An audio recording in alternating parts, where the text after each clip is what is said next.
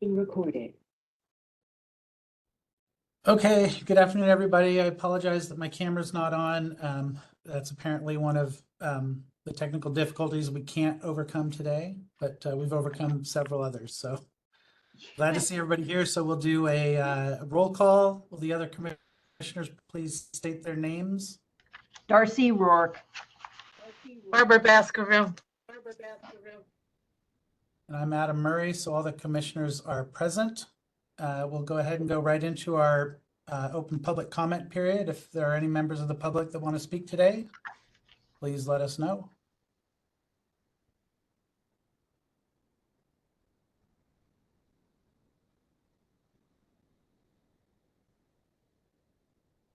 Chair, there's nobody in the room and nobody is raising their hand. Okay. The echo is back.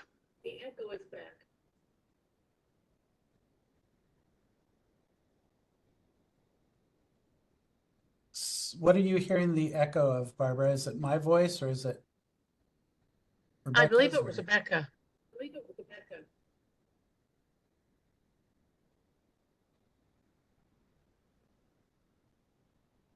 Adam, this is Laura.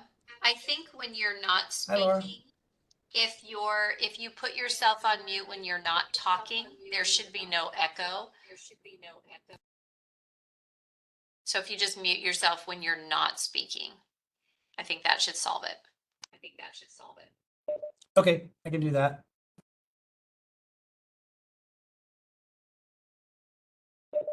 All right, without anyone for public comments today, do we have a motion to approve the minutes from the last meeting? Moved. Second. All right, those in favor of the motion say aye. Aye. Aye. All right, so that's carried. The minutes are approved. Today we're going to review one ethics complaint. It's number 2025-03. So we'll move now into executive session for 10 minutes and then we'll return to deliberate. See everybody in the other room. All right, so can that be sent to me again? Because I'm afraid I'm gonna have trouble. I'll send it to you again. Thank you. You're welcome. So we leave this one. That's correct. All right.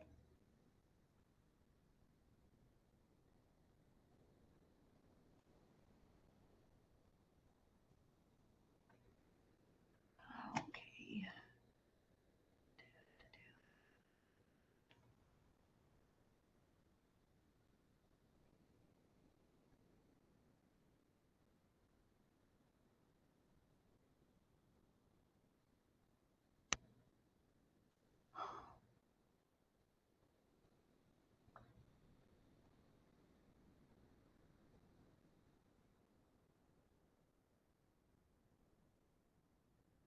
You should see something, I believe, at the kind of the bottom of the screen, like an X.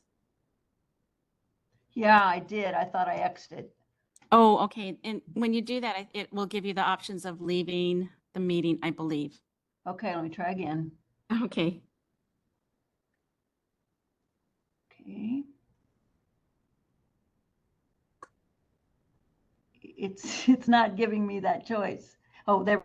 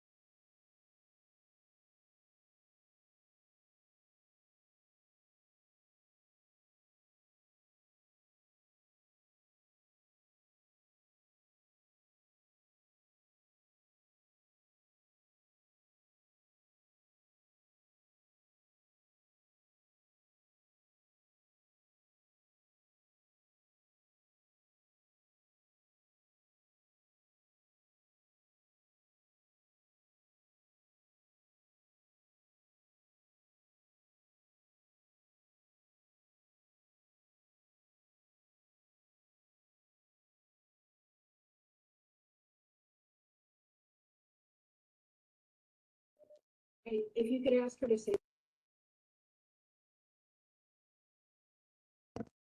Hello.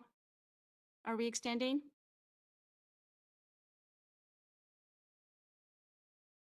So, This meeting being recorded.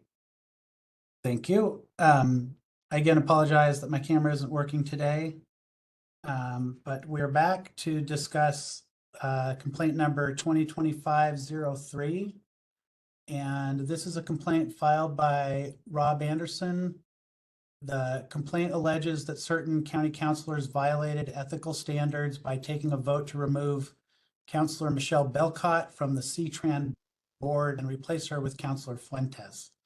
The complaint includes a number of allegations that essentially challenge the procedures that the councilors followed, and it characterizes the same as ethics violations and as violations of the Open Public Meetings Act. So as we've said before, at this stage in our process, we determine whether the allegations in a complaint either A, do not constitute an ethics violation, or B, that there's sufficient cause to warrant an investigation. And we've observed that sufficient cause exists in this context when a reasonable person with knowledge of all the facts would conclude that an ethics violation occurred. So Clark County HR Policy 13.1 explains that unethical behaviors are those in which the professional role is used to pursue a personal interest. Under the HR policy, county officials must also conduct their work with integrity and honesty. And that policy gives us some oversight that may lack integrity and honest, even when it doesn't fit within the most common configuration of a public servant using their government position for personal gain. I also note that the Open Public Meeting Act is within our purview under Clark County Code Section 2.07.010 sub 1. However, we also have to be cognizant of the 4 factors that guide our interpretation of the HR policy, and those are set out in HR Policy 13.1 sub 2, which again focuses primarily on personal gain. So for me, since the question of ethics is primarily concerned with abuse of a public position for personal gain, when an ethics complaint does not include facts regarding a public servant's personal gain, I believe that we must tread lightly and not encroach on the procedures and remedies provided by laws that predate the county ethics code. Mr. Anderson's complaint does not allege misuse of a public position for personal gain. Instead, the complaint amounts to an appeal of a Clark County Council decision. Moreover, state law provides a cause of action and remedies for violations of the Open Public Meetings Act. So because we're not an appellate body for county council decisions, and since other bodies have jurisdiction to consider those decisions and to rule on alleged violations of the Open Public Meetings Act, I do not think that the allegations in Mr. Anderson's complaint fall under our review. So accordingly, I plan to vote in support of a motion to rule that the allegations here do not constitute an ethics violation. Would either of the other commissioners like to speak on this matter? I agree with everything that you have stated, Adam, and would also vote in the same manner.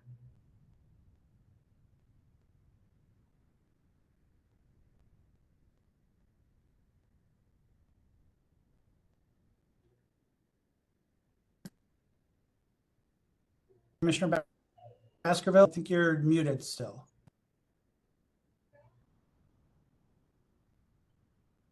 Okay, I said I agree. Now you heard me? Yes. Okay, I sorry. heard you. Is there a motion? I move that the matters addressed do not constitute an ethics violation under our rules and the state law. I second that motion. Okay, those in favor of the motion say aye. Aye. Aye. Aye. Aye. All 3 commissioners voted in favor of the motion. So that will be our decision today that the allegations do not constitute an ethics complaint. And now we can move on to discussing the updates to the business process and the development of a complaint form. I looked at the proposed changes to the business process and they look good to me. Just a bit, if I may, Mr. Chair, this is Amber Smith, counsel for the commission. These proposed changes, ideally, in this transition as new counsel for the commission here, I spoke with Ms. Cook in our office, and that I believe it's the intent of the commission to continue to evolve and develop more robust business practices and also tweak our current business practices as we move along. And so this presentation today and the proposed changes today that we would ask the commission to entertain a motion to approve and adopt would be kind of the first of a conversation. Also would like to, if the commission would so like to move in this direction, been working with county staff to include, council staff members as well as HR staff to find a good complaint form so we can have a universal complaint form for our ethics review complaints that come in, and to also look at the timelines that we've currently established for the HR office and for Ms. Provost here to ensure that we have some timelines that will be more realistic and more clear for anyone who does file an ethics complaint. Today you won't see those, or you do see some of those in there today in these proposed changes, but would like to consider looking at additional changes that we would use in the future to establish any kind of appeal of a decision that's made by this body, and also some other timelines, and we can work on establishing that workshop at a later date. But just wanted to extend that initial hello, and that I look forward to working with you all in this commission and to help assist you in your business practices to make this the most efficient possible. Do you have any questions for me on the proposed changes that are presented? I do not. I believe they're very clear, but I appreciate knowing that it's just part of a process and that there will be more changes down the road in order for us to become more efficient. So I have no problem with any of the changes recommended so far.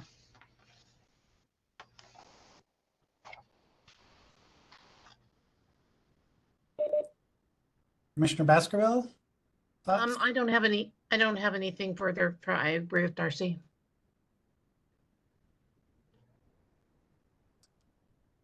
Okay, is there a motion to approve and adopt the proposed changes? So move. Second. All right, those in favor of the motion say aye. Aye. Aye. Aye. Okay, the motion's carried, so those changes are approved, and we look forward to working with you also, Counselor Smith, and working on these procedures further. That takes us to good of the order, I believe. Does anyone have anything for the good of the order? I do, Mr. Chair, just one clarifying question, and it has to deal with our hearing that we'll be having next month on the 20th. Seeing that we all are attending virtually for the most part now, I just want to confirm, because we did have a procedural question. Is the commission comfortable with having virtual testimony in the hearing, meaning people that aren't present there? I assume the answer is yes, but I wanted to confirm. I didn't catch the last part of that question. Can you say that again? Is the commission comfortable with receiving testimony in the upcoming hearing via virtual participation, or would you require witnesses to be present in the hearing room? I'm comfortable with virtual. How does everybody else feel?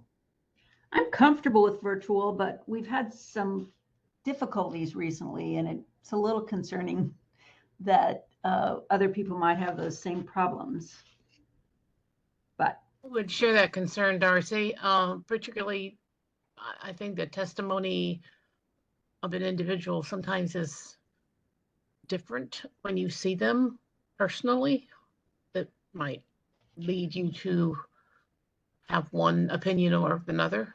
I'm kind of in the middle of there. I might prefer everybody being there in person, but I'm willing to do it virtually.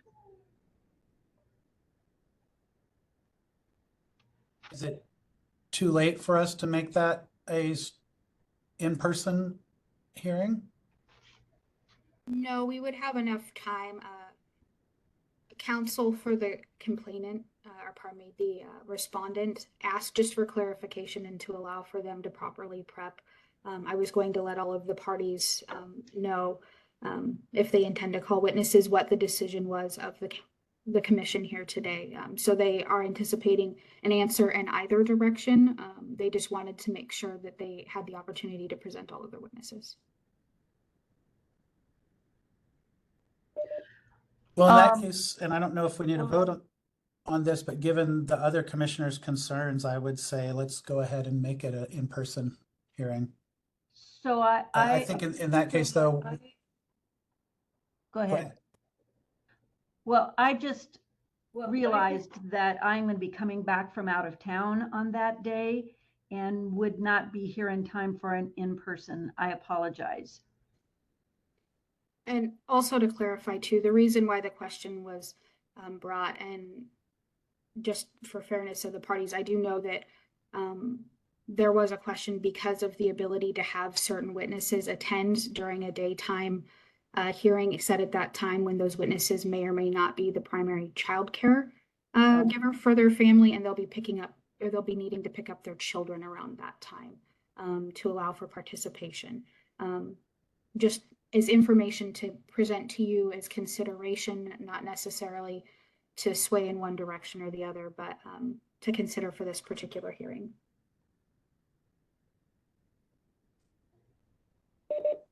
Well then, should we proceed with remote for this one with the understanding that we want to try to move for these hearings anyway, once we move something onto a hearing to perhaps make them in person next time? Yes, if we can plan in advance, I think that's a good idea. And yeah. So the meeting is at 2:30, is that correct? That is correct. Okay. Okay.